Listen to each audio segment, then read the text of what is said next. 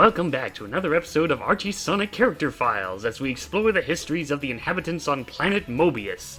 In this episode, we take a look at the members of the super special Sonic Surgeon Smash Squad known as Scratch, Grounder, and Coconuts.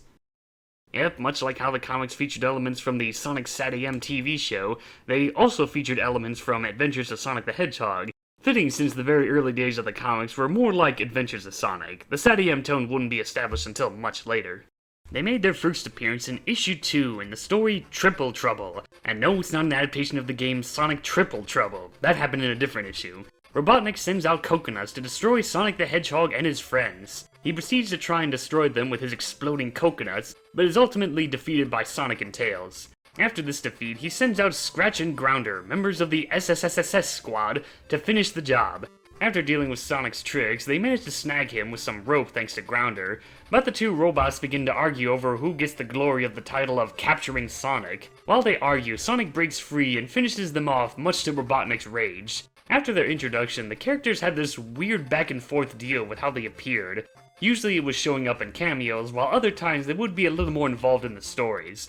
And you might be surprised on which member got the most screen time in the comics. In issue 4, they appeared in a short story, mostly showing off their abilities at a villain's audition. Scratch later made a cameo in a different story in the same issue. And in issue 11, Coconuts got to have the spotlight in the story Beat the Clock. This time he's fed up with being stuck on the bottom tier of Robotnik's top 10 list, and decides to capture the Freedom Fighters to lure Sonic into several traps, such as dealing with Scratch and Grounder again, a dangerous maze, all while a time bomb is ticking away for the captured Freedom Fighters. Of course, Sonic is quick enough to rescue his team, and Coconuts is left with the time bomb as it explodes. In issue 16, all three members were involved with helping Robotnik capture the Freedom Fighters and trapping them in a virtual reality, and later being beaten up by Sonic again. Then in the next story, they were involved in various schemes to help Robotnik, such as robbing an underwater bank and stealing artwork from a museum. But once again, Sonic and the Freedom Fighters stopped them from causing any more trouble. In issue 18, Coconuts was one of the many badniks to crash Sonic and Sally's wedding, only to be revealed that the whole thing was just a stage play. And in issue 30, old Banana Breath got to have the spotlight yet again. This time he is tasked by Robotnik to find the quote-unquote Anteater, who's been stealing his Chaos Emeralds. He proceeds to set up various traps to stop the thief, but they all end up backfiring on him, and ends up failing at capturing the Anteater, who is actually revealed to be Bunny Rabbit on a mission. Also, it's implied that Coconuts is actually best friends with Wile E. Coyote, somehow. And then there's Sonic Super Special issue 15, where Grounder had a cameo in the story Sonic Spin City.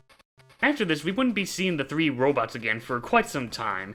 That is until issue 170 and issue 185 gave us the stories Island of Misfit Badniks and its follow-up, Misfit Badniks The Soggy Salty Sequel. Basically, Sonic discovers an island populated by Robotnik's old and retired robots like Motorbug, Caterkiller, and, as you'd expect, Coconuts.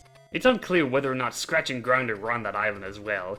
Ultimately, their home was destroyed thanks to Sonic and later the 40 Fathom Freedom Fighters. Which leads us into issues 187 and 188. A two-part story where Scratch, Grounder, and Coconuts finally get to be a little more active again. After the destruction of the island of Misfit Badniks, Coconuts was the only surviving member from the wreckage. He tried to once again rally the old Badniks to fight back, but ultimately it led to nothing. Later it's revealed by Mammoth Moogle that once he started opening his own Casino Night building, he decided to gather up Robotnik's abandoned creations and hire them as employees.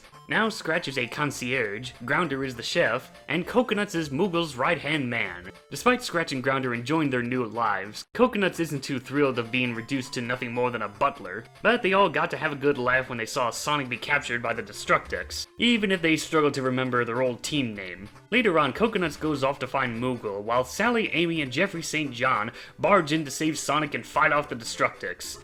And the only thing that Scratch and Grounder could do was cower behind the bar as they lament about the old days when life was more simpler for them. And finally, Scratch and Coconuts would make another cameo in issue 219 as they deal with Jeffrey barging into the casino with a Chaos Emerald that he plans to use to restore Nagus' sanity.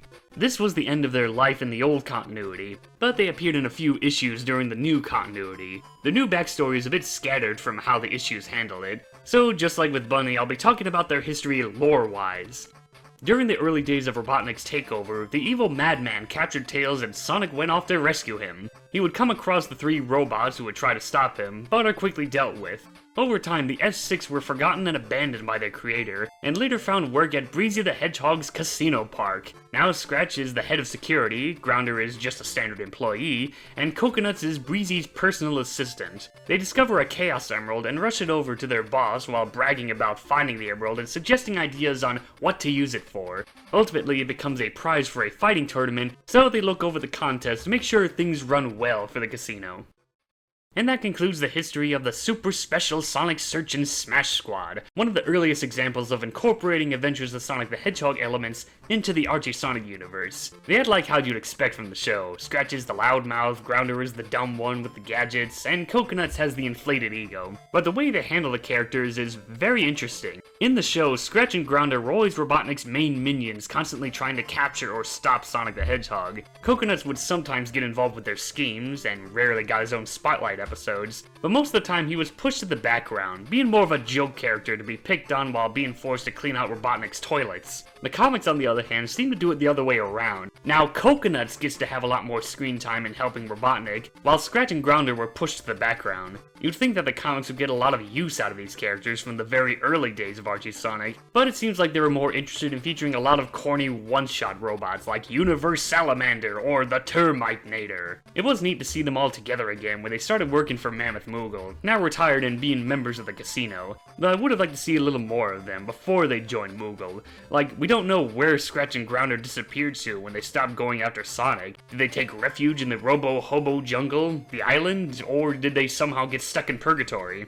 As for the new continuity, they're still the same old robots, maybe a little goofier this time. It was nice to see them be incorporated into Archie Sonic's adaptation of the 8-bit version of Sonic 2, and I like their updated looks when they combine some details from the badniks they were all based off of, like how Coconuts doesn't have any ears since the game version didn't have any, or how Grounder usually keeps his eyes closed, just like how they were designed for the Grounder bots in the 16-bit version of Sonic 2. I would have loved to see more of these three goofing around in the new continuity, especially when interacting with Breezy. She's definitely a great character.